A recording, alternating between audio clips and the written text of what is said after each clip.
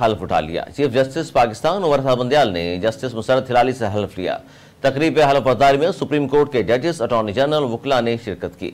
Justice Musharraf Hilali के हल्फ उठाने के बाद सुप्रीम कोर्ट के जजेस की तादाद 16 हो गई है, जबकि वो सुप्रीम कोर्ट में जिम्मेदारियां निभाने वाली दूसरी खातून जज होंगी।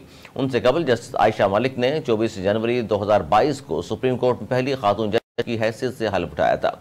8 अगस्त 1961 को पेशावर पैदा होने वाली जस्टिस मुशर्रफ हिलाली ने खैबर लॉ कॉलेज से कानून की डिग्री हासिल की और 1983 में डिस्ट्रिक्ट कोर्ट में एडवोकेट के तौर पर एनरोल्ड हुई हैं। उन्होंने 1988 में बतौर एडवोकेट हाई कोर्ट और 2006 में एडवोकेट सुप्रीम कोर्ट के तौर पर काम किया।